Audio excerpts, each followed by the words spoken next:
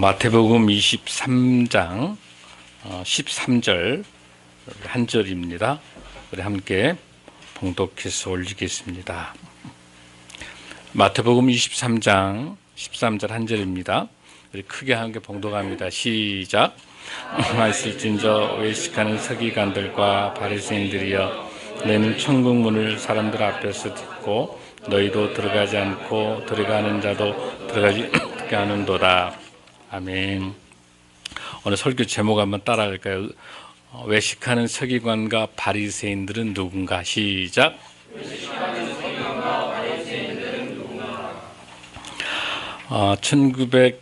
2016년도의 책 중에서 조세프 디누아르라고 하는 사람이 쓴 책에서 그 침묵의 기술이라는 그 책이 있습니다. 그 침묵의 기술이라는 책을 보면 가장 귀한 말을 할 수 있을 때까지 침묵하라 하라고 하는 그런 이야기를 합니다. 그리고 침묵도 아주 중요한 말이기 때문에 침묵으로 말을 하라라는 그런 명제가 있습니다. 그래서 마더 테레사는 기도를 가장 잘하기 위한 것은 우리 마음속에 가장 중요한 침묵의 훈련부터 해야 된다. 그래서 내면의 침묵의 기도가 가장 어렵다, 이렇게 이야기를 했습니다.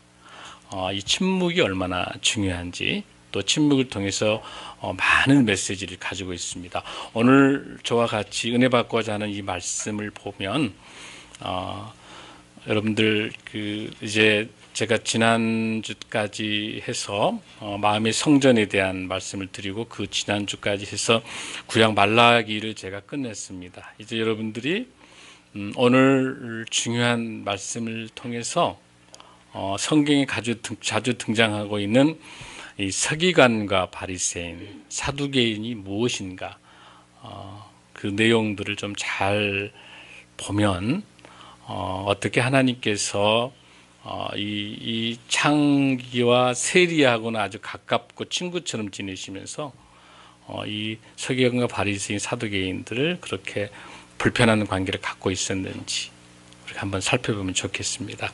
그래서 구약을 우리가 보면 말라기에서 시작을 해서 마태복음까지 진행해야 하는 그 사이 시간이 한 400년 정도 기간이 걸립니다. 왜냐하면은 말라기 이 선지자가 활동했었던 마지막 예언 시기가 BC 415년까지의 선지자예요. 그래서 그 뒤로 시작해서 다시 마태복음, 예수님이 오신 이후에 신약 시대로 건너가기 위해서는 400년 정도의 공백기가 있습니다. 그 공백기간을 우리가 뭐라 부르냐면 신구약 중간기라고 부릅니다. 그런데 우리 성경에 나타나 있지 않기 때문에 이 신구약 중간기 400년 정도를 우리가 정확하게 알지 못하면 신약을 전혀 이해할 수가 없습니다. 왜냐하면 구약에는 한 번도 사두개인, 그 다음에 바리새인, 이 말이 나오질 않아요, 구약에서는. 근데 갑자기 신약 때 계속해서 마태복음부터 요한계시록까지 전 신약 전체를 거쳐서 끊임없이 예수님과 대적하고 논쟁을 벌이는 그 대상이 사두개인과 바리새인들이에요. 그렇기 때문에 이 내용을 알지 못하고 신약으로 건너가게 되면 도저히 신약 내용을 파악할 수가 없습니다. 우리 생각에는 BC 415년부터 시작을 해서 신약 시대로 건너오는 400년 정도가 우리 하나님께서 침묵하고 계시는 시기로 봐서 우리가 침묵기라고 말을 하지만, 그 침묵 동안에 하나님께서는 정확하게 성경에 기록되어 있지 않지만 하나님의 역사는 계속되고 있는 거예요.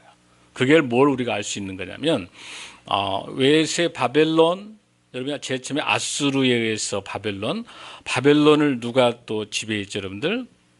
메드바사, 페르시아가 지배하게 되잖아요. 그 페르시아가 지배하고 난 다음에 그 페르시아를 지배했던 나라가 어느 나라예요? 어느 제국이에요? 헬라 제국이에요.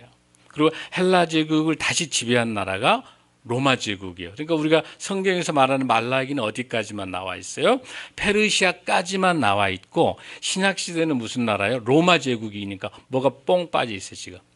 헬라 제국이 빠져 있어요. 그런데 세계사적으로 헬라 제국이 역사를 가지고 가고 있어요. BC 333년.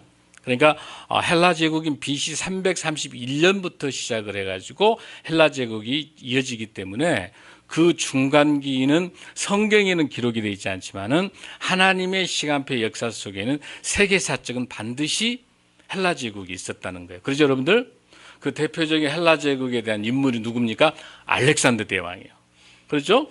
성경에는 나와 있지 않는 것 같지만 그 근거가 다니엘서 9장이라든지 다니엘서 11장이라든지 여기에 가게 되면 거기에 알렉산더 대왕에 대한 것이 계속해서 설명되고 있고 헬라 제국이 나오고 있어요. 그래서 오늘 이 시간에 한번 헬라 제국에 대해서 중간기 400년을 한번 보도록 하겠습니다.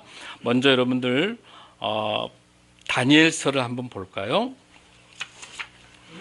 다니엘서 11장 1절에서 6절 한번 보겠습니다.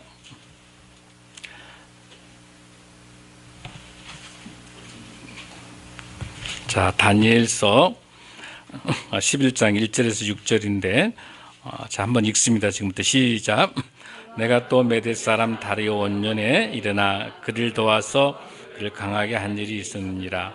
이제 내가 참된 것을 내게 보이리라. 보라, 바사에서 또 새 왕들이 일어날 것이요 그 위에 넷째는 그들보다 심히 부요할 것이며 그가 그 부요함으로 강해진 후에는 모든 사람을 충동하여 헬라 왕국을 칠 것이며 한 능력 있는 왕이 일어나서 큰 권세로 다스리며 자기 마음대로 행하리라. 자, 거기까지 한번 보면 자, 지금 다니엘서에 무슨 왕국이 등장하고 있습니까? 헬라 왕궁이라고 하는 것이 등장하고 있습니다. 여러분, 이 다니엘서가 써졌던 시기가 언제 여러분들? BC 536년에 맞췄던 다니엘에 BC 536년에 다니엘이 마지막 페르시아 왕하고 마지막 예언 선지를 담당했었는데 536년이니까 지금 이 헬라라는 제국은 언제 생겼다 그러지 아까? BC 333년, 331년이니까 얼마 지금 차이 나고 있어요, 여러분들? 거의 200년 차이 난. 그러면 200년 헬라라고 하는 나라가 생기기 전에 이미 다니엘서에서는 다니엘 선지자는 뭘 예언하고 있습니까? 헬라 제국이 생길 것이고 그 헬라 제국에 나타나는 능력 있는 이 왕이 누구냐면 알렉산더 왕이에요. 이걸 이미 예언하고 있는 거예요. 여러분 놀라운 사실은요. 신구약에 1817개 예언이 나옵니다. 성경에 1817개 예언이 성경 신구약 전체 중에서 27%를 차지해요. 그런데 이 중에서 어느 것 하나 예언이 완성되지 않는 게 없는 거예요. 정확하게 이 펜이라고 하는 학자가 대예언 사전을 분석해 보니까 27%인데 1817개가 예언이 있다는 거예요. 보세요, 여러분. 다니엘서도 이게 그러니까 어떤 사람들은 분명히 다니엘서가 나중에 썼지 않겠느냐. 아닙니다. 다니엘서는 정확하게 아까 말씀드린 것처럼 언제라고 그랬죠? 시기가 다니엘이 활동했던 그 시기가 언제? BC 536년이란 말이에요. 200년 전에 썼던 이게 그대로 예언돼요. 바꿔서 말해서 신구약 성경에서 말한 모든 예언들이 반드시 예언이 한 차의 오치도 없이 성취될 줄로 믿습니다. 바로 그러한 알렉산더 헬라 제국을 설명하고 있어요. 6절 한번 읽습니다. 시작.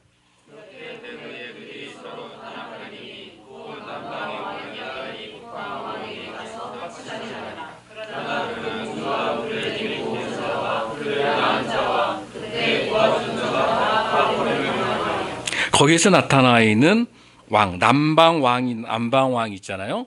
이 남방왕이라고 하는 게 시리아 헬라 제국을 말하고 있는 거예요. 거기에 나타나는 안티오쿠스를 말하고 있는 거예요. 그러니까 성경이 세계사 역사하고 정확하게 정리되고 있다는 걸 우리가 잘 알 수가 있는 거예요. 자, 조금 더 우리가 깊이 들어가겠습니다. 다니엘서 똑같이 11장에 보면 21절 한번 보세요. 11장 21절 한번 읽습니다. 시작. 또 그의 왕위를 이을 자는 한 비천한 사람이라 나라의 영광을 그에게 주지 않을 것이나 그가 평안한 땅을 타서 소금시로 그 나라를 얻을 것이요. 여기에 나타나는 비천한 사람이라고 하는 게 누구냐면 안티오쿠스 에피페네스예요. 그러니까 그 왕을 설명하고 있어요. 에피페네스라고 하는 그 왕을 설명하는 거예요. 그 여러분 안티오쿠스 에피페네스는 잘 기억해 두세요. 제가 조금 이따 자세한 설명을 해드리겠습니다. 다음에 31절 한번 읽습니다. 시작. 그 편에 서서 곧 경고한 것을 더럽히며 매일 드리는 제사를 폐하며 멸망하게 하는 가증한 것을 세울 것이며, 여기서 가증할 것을 세운다고 하는 것은 뭐냐면 성전에 제우스 신을 세우겠다는 거예요. 자, 이런 애언들이 언제 있었다고 그랬죠, 여러분들? 금방 BC 536년 다니엘이 애언한 거예요. 자, 이게 어떻게 실천되었는지 우리가 한번 보도록 하겠습니다. 자, 말라기가 BC 몇 년이라고 그랬죠, 여러분들? BC 415년. 400 몇 년? BC 몇 년? 415년. 415년. 말라기 BC 415년에 끝난단 말이에요. 자, 그 말라기부터 시작을 해가지고 지금까지 하나님께서 약속하신 아브라함에게 약속하신 그 언약이 말라기까지 쭉 포함을 해가지고 주로 몇 년이에요? 1500년의 역사가 되는 거예요. 1500년 동안 끊임없이 하나님께서 말씀하시면서 말라기에서 보면 4장 5절 6절 쪽에 보면 뭐라고 이야기하게 되냐면은 내가 엘리야를 보내겠다. 엘리야를 보내려니까 제발 너희들 돌아와라. 회개하고 돌아와라. 말라기가 끝까지 말라기 선지자를 통해서 하나님 너무 안타까움을 설명하고 계신 거예요. 그런데 이미 엘리야는 그 이전 사람이잖아요. 그 엘리야는 어떤 사람을 말하냐면 신약 시대에 올 세례 요한을 엘리야라 말해요. 내가 앞으로 세례 요한 엘리야를 보낼 거니까 너희들 회개하고 돌아와라. 그래서 신약 시대에 와가지고 세례 요한이 첫 번째 목소리가 일성이 뭐예요? 회개하라, 천국이 가까웠다는 말이 바로 나오는 게 그런 내용이에요. 여러분 이해되세요? 무슨 뜻인지?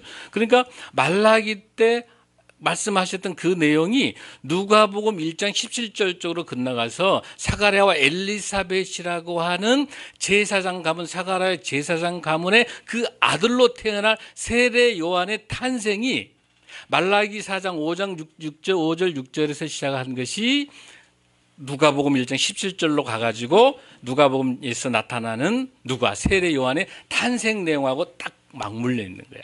그 사이가 몇 년 차이가 나고 있어요? 400년 차이가 나고 있는 거죠.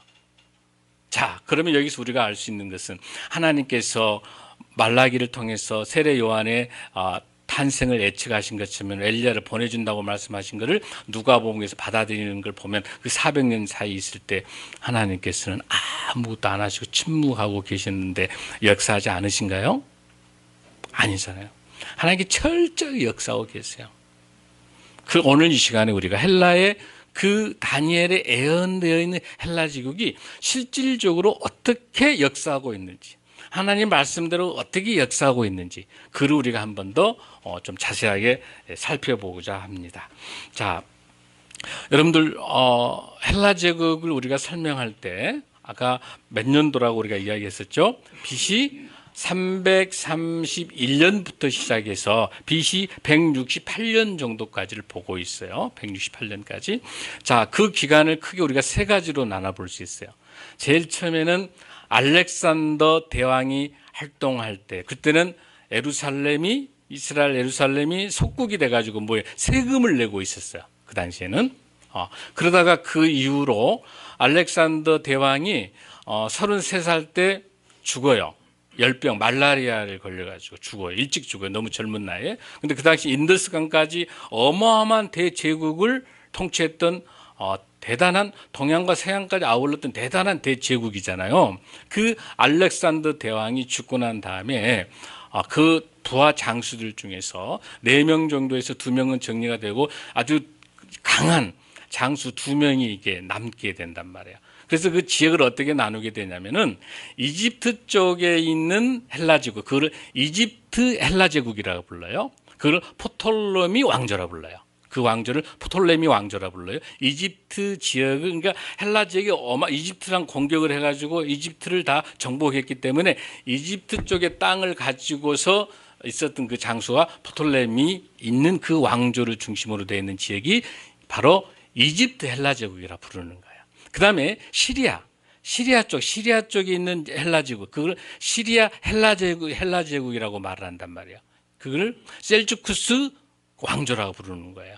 셀루쿠스 왕조라 불러요. 그 지역. 그러니까 아까 말씀드린 것처럼 이 두 왕조가 강한데 먼저 이집트 쪽에 있었던 왕조 프톨레미 그 왕조가 누구에 의해서 바로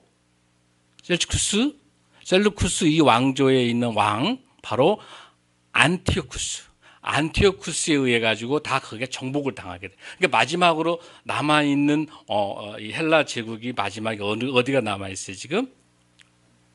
시리아 헬라 제국만 남아 있는 거죠. 근데 여기서 하나님께서 아주 중요한 역사를 볼 수 있는 게 뭐냐면 이집트 헬라 제국 그 당시에 여러분 이집트의 수도를 어디다 돌려? 알렉산드리아. 그러니까 알렉산더 대왕이 자기가 생전에 있을 때 정복하는 곳마다 알렉산드리아라는 도시를 다 만든 거예요. 자기 이름으로. 그렇게 해서 70개 도시를 만든 거예요. 그러니까 이집트에도 자기 도시 하나 만든 거. 그 이름이 알렉산드리아를 도시를 만드는 거예요. 그곳이 바로 지금도 가면 있어요. 여러분들 성지순례 가면 바로 유명한 세계 최고의 도서관 알렉산드리아 도서관이 있는 그 지역이에요. 거기서 우리 성경적으로 아주 중요한 우리 기독교 역사에 중요한 건 뭐냐면 히브리어로 된 성경이 있죠. 이 성경책을 헬라어 성경으로 바꾼 거예요. 70인요. 그 지역이 어디냐면 바로 알렉산드리아죠. 이집트 헬라 지역 때, 그 지역 때 프톨레미 왕조가 있었던 그 시기 때 성경이 번역돼요. 왜 중요하냐면 히브리어를 모르는 다음 세대들 같은 경우는 어때요? 헬라어가 아니면 이해할 수가 없잖아요. 그래서 성경이 헬라어로 바꿔지면서 디아스포라로 딱 퍼져 있었던 많은 유대인들이 헬라어를 통해 가지고 이 복음이 전해질 수 있는 거예요. 여기서 아주 중요한 관점 중에 하나가 하나님이 알렉산더 대왕을 어떻게 쓰신 거냐면 알렉산더 대왕이 전 지역을 유럽과 동양까지 전체 제국을 제패하면서 거기다가 어떤 정책을 쓰게 되냐면 70개 도시를 만들면서 유대인들을 강제로 이주시켜요. 이게 디아스포라 유대인이에요. 그러니까 그 디아스포라 유대인들이 가 있기 때문에 그들을 통해 가지고 나중에 사도 바울이 1차, 2차, 3차 여행을 떠날 때 그 모든 도시가 있죠. 그때 알렉산더 대왕이 만들었던 알렉산드리아 도시의 중심으로 된 거점 도시예요. 할렐루야. 하나님이 아주 중요한 관점이 뭐냐면 우리는 하나님의 침묵기 속에 아무 성경에 나타나 있는 것 같지 않지만 즉 이 신구약 중간기 400년에 대한 헬라 제국에 대한 공부를 하지 않으면 사도행전을 통한 1, 2차, 3차 여행을 이해할 수가 없고 또한 계속해서 등장하고 있는 독사의 자식들아라고 외쳤던 뭐예요? 이 사도계인들, 바리새인들이 알 수가 없는 거예요. 그래서 이 헬라 제국을 아는 것은 성경의 맥을 잡는 데 아주 중요해요. 여러분 이해되시죠? 무슨 뜻인 줄? 그래서 이집트 있는 헬라 제국까지는 많은 유대인들에게 도움이 됐어요. 자, 근데 문제가 된 것은 뭐냐면 이 시리아의 헬라 제국이에요. 셀루쿠스 이 왕조에 대한 바로 안티오쿠스 이 왕에 대한 문제예요. 이 왕이 어떤 문제를 저지른 거냐면은 칙령을 지금 안티오쿠스 에피테네스가 어떤 칙령을 내리냐면 10가지 이렇게 내려요. 자, 첫 번째, 성전에 가서 제사 드리지 마라. 두 번째는 남자애들 할례시키지 마라. 율법을 지키지 마라. 법을 다 바꿔라. 뿐만 아니라 성전에다가 지성소가 있는 그 성전에다가 제우스 상을 설치해라. 근데 말이 제우스지 자기 얼굴 형태를 딴 거예요. 자기 얼굴을 넣은 제우스예요. 거기다 절을 해라. 더 문제는 뭐냐면 유대인들이 가장 더럽게 여긴 동물이 뭐예요? 여러분들이 좋아하는 고기이긴 하긴 한데 돼지고기. 돼지. 이 돼지를 잡아가지고 성전에 가서 피를 막 범벅을 하는 거예요. 자, 이런 엄청난 칙령을 내려서 유대인들에게 신앙생활 하지 못할 성전을 더럽히는 거야. 오염시키고. 이런 거를 보다가 도저히 참을 수가 없는 사람들이 있을 거 아니에요. 유대인들 중에서. 그러죠? 그래서 예루살렘을 중심으로 한 10km 정도 떨어진 모디온이라는 그 지역의 작은 마을에 마따디아라고 하는 제사장이 있어요. 도저히 이걸 보고 이 성전을 오염시키고 하나님의 성전에 이렇게 할례를 못하게 하고 율법을 금지시키고 자기 마음대로 금지령 칙령을 내리고 만약 이걸 어기면 다 사형시키겠다. 그래서 마따디아가 5명의 아들들을 데리고 전쟁에 나갑니다. 그 중에서 대표적인 아들 중에서 유다라고 하는 이름을 가진 유다 마케비. 이 마케비라는 뜻이, 마케비가 무슨 뜻이냐면 쇠망치라는 뜻이에요. 이름이 아니라. 그 유다 마케비를 통해 가지고 여기서 전쟁을 치르면서 동원을 다 해야 동전. 그 마케바 혁명이 이게. 여러분들. 전체적으로 한 3,000명 정도의 군인들을 동원해요. 근데 이 시리아에 있는 시리아 헬라 제국이 이걸 그대로 두겠어 안 두겠어요? 진압하기 위해서 군대를 만들어 보병과 기병들을 보내는 거예요. 무려 인원이 얼마? 53,000명이에요. 한 20배가 넘는 거예요. 그런데 여기서 유다 마키비는 전쟁을 통해 가지고 게릴라전을 해 가지고 이 전쟁에서 완전히 시리아 헬라 제국을 완전히 멸살시킵니다. 근데 이 짓거리, 못된 짓거리를 했던 그 기간이 언제냐면 167년에서 164년, 3년간 그렇게 무지무지 막지하게 하는 거예요. 그러니까 거의 1000일이 넘어요. 나중에 요한계시록에 왔을 때 여기 나타나고 있는 안티오쿠스를 우리가 어떻게 이야기할 수 있냐면은 적 그리스도의 예표라고 말해요. 적 그리스도. 그러니까 지금 우리 이 시대도 똑같아요. 그러고 나서 여기 신전에서 음란과 그리고 모든 체육관을 지으면서 나체로 소년들에게 운동하게 만들고 모든 음란과 모든 것들, 그 다음에 그 신당을 지금으로 말하면 우리로 보면 지금 여러 가지 성적인 타락들, 그 다음에 여러 가지 사이비 이단들, 그 다음에 세속적으로 만물이 이런 지금 징조들이 지금 똑같이 여기 있는 적 그리스도, 여기 본문에 나타나 있는 안티오쿠스 에피페네스하고 에피테네스 똑같은 이 짓거리를 똑같이 하고 있는 거예요. 성경에서 관점에서 볼 때. 자, 그러한 상황들을 겪고 있는 에피테네스의 이런 안티오쿠스 에피테네스의 이런 못된 행동 이런 것들에 대해서 반발했던 그 유다 마키비 그 형제들이 드러나서 난 다음에 이제 부류가 나눠지는 거예요. 여기서 이제 이런 전쟁들을 방해하면서 나타나는 대표적인 그룹들이 유대인들이 어떻게 나눠지냐면은 사독계열, 사독. 그러니까 구약시대에서 여러분들 제사장은 사독 그룹이었잖아요. 사독 그룹으로 되어 있는 그 사람들은 사두개인이야. 이 사람들은 모세 오경밖에 믿지 않아요. 나머지 부활이 없다는 거예요. 부활이 없다는 거예요. 그 다음에 또 하나의 그룹은 무슨? 바로 바리새인 그룹이에요. 이 바리새인 그룹들은 여러분 하시딤이라고 해가지고 경건한 사람들인데 이 바리새인들은 구약 전체를 믿고 있어요. 부활도 다 믿어요. 그러나 철저히 이 사람들은 다 공통점이 뭐냐면 마음에 있어서 예수 하나님에 대한 진정한 마음이 아니라 아주 형식적에 빠져 있는 거야. 그러니까 외식하는 거예요. 그냥 그럴싸하게 예배드리고 주일 성수하고 아주 우리가 정말 겉으로는 정말 신앙생활 잘한 것처럼 보이지만 마음의 중심에는 딴 것이 있는 거죠. 그 대표적이 바로 사두개파, 그 다음에 바리새파. 바리새파 중에 하시딤이라는 그 경건주의를 포함되어 있는. 또 하나는 이것도 저것도 아닌 거야. 나는 이것도 저것도 다 싫다고 광야, 동굴로 다 떠난 사람들. 그게 에세네파예요. 그 에세네파들이 동굴에 들어가서 금욕생활하면서 성경을 필사하죠. 그게 쿰란 사본이죠, 여러분들. 성경에 나왔던. 그나마 그 에세네파에 의해 가지고 여러분 세례 요한이 에세네파예요. 세례 요한이. 그리고 여러분들 사도 바울은 바리새파예요. 사도 바울 같은 경우. 또 여러분 예수님이 찾아오는 니고데모 있죠? 이거 바리새파. 그런 바리새파, 그런 사울이겠죠. 자, 그런 상황에서 세 가지 부류가 우리가 잘 나와, 거기서 나오면서 어떤 사건이 발생하냐면, 자, 그 방금 말씀드리고 있는 그 유다를 중심으로 한 유다 마키비 혁명에 의해서 그 많은 유대인들이 사두개인과 같이 모아가지고 처음으로 등장하는 왕조가 하스몬 왕조가 나오는. 그 왕조는 왕하고 제사장하고가 겸직되는 거예요.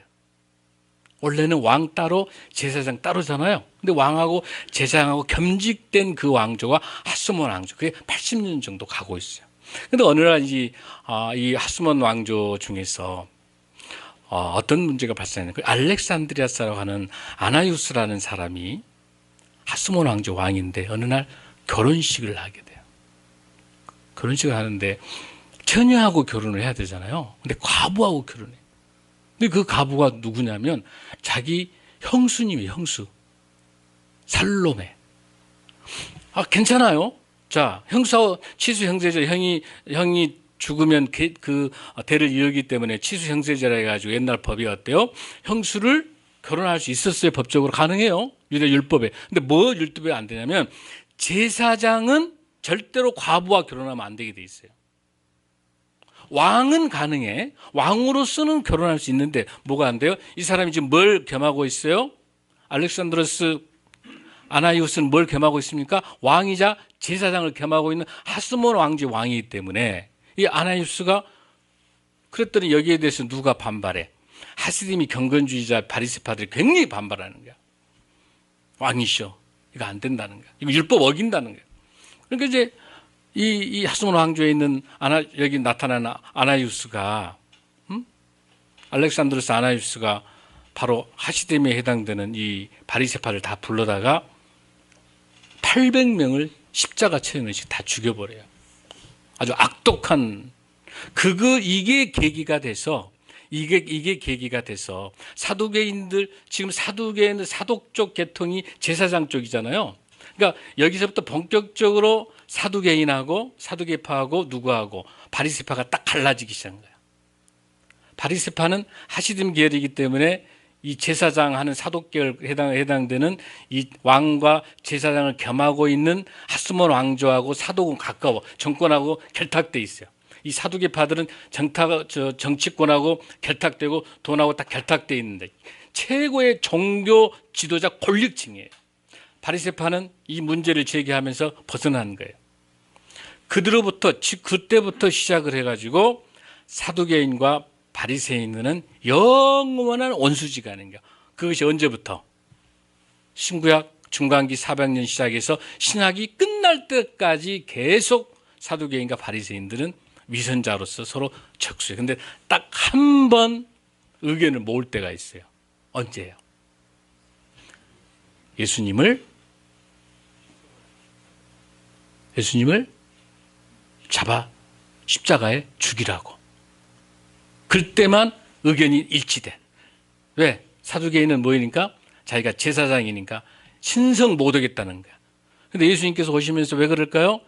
예수님이 오시면서 뭐가 성전이 필요가 없어지죠.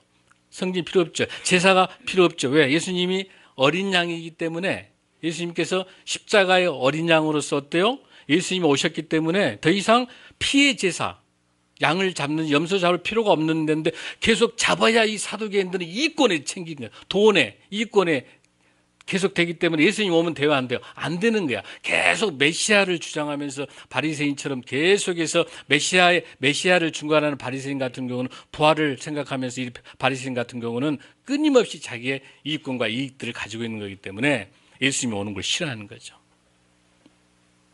딱 한 가지 십자가에 예수님 못 박일 때만 의견이 같았던. 또 다시 계속할. 그러니까 하나님께서 계속해서 말씀을 주시는 거 한번 우리가 보겠습니다. 자, 여러분들 요한복음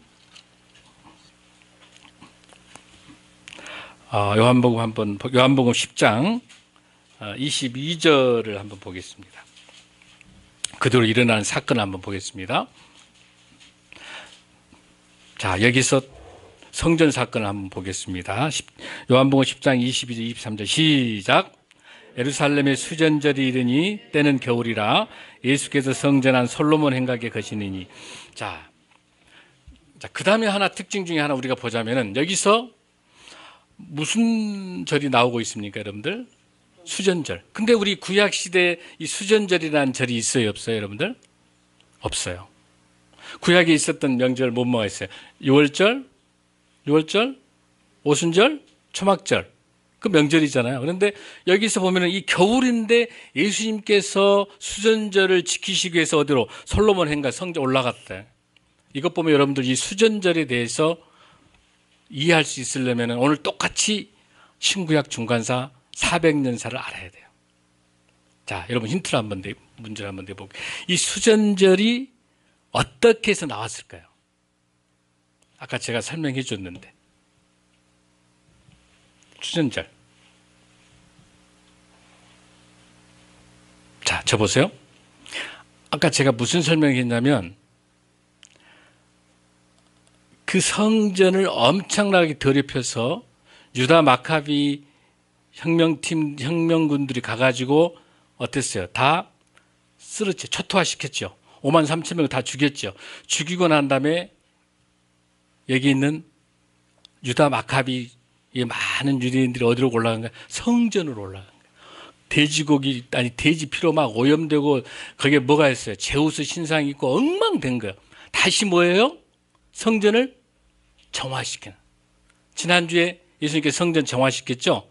똑같이 다시 이때 성전을 정화시키면서 다시 이 성전을 하나님께 다시 올려드린 거예요. 그래서 이걸 뭐 데디케이션이라고 그래요. 이걸 뭐라 하냐면 수전절, 봉헌절이라고 불러요. 이게 수전절이에요. 성전을 다시 한번 깨끗하게 하나님께 드리는 거예요. 그러면 자, 이 수전절은 나머지 예루살렘의 이스라엘의 명절, 오순절, 그 다음에 여러분들 초막절, 유월절은 어디에서 있었던 절기예요? 광야, 이스라엘 안에서 있었던 절기가 아니죠. 이스라엘 밖에 있었던 광야에 있었던 그 하나님께서 유월절 우리를 생명을 살려주시고 우리를 구원해 주신 그 유월절, 오순절, 초막절은 다 광야에서 보내는 절기잖아요. 그거는 이스라엘 밖에요. 이스라엘 내에서 만들어진 절기 명절이 뭐예요? 수전절인 거예요. 그러니까 이 수전절이 굉장히 중요한 절기고 실질적으로 이 수전절은요, 여러분들 하누카라고 불러. 하누카. 수전절 하누카라고 부르고 이 하누카 때는 어떤 걸 하게 되냐면 하누카라는 그 여러분들 메노라 그저 이스라엘 국기에 보면 이렇게 촛대 봤어요, 여러분? 촛대. 이렇게 촛대 봤죠? 메노라. 이 촛대가 9개예요. 왼쪽 4개, 오른쪽 4개이고 가운데 하나, 이 가운데를 말하면 뭐라면 서번 촛대라 불러. 그러니까 이게 이 가운데 촛대에다 불을 붙여가지고 나머지 쭉 불을 붙이는 거예요. 근데 여기 아주 중요한 내용이 있는데 그 당시에 촛불 그 올리브유 하나밖에 붙일 수 있는 불이 없었는데 성령의 놀라운 하나님의 기적을 통해서 이 불이 8일간 타게 돼. 8일 하루분밖에 되지 않는데 8일간이나 이 촛불이 탈 수 있었던 거예요. 그래서 하누카, 이 수전절은 8일 동안 축제를 벌여요.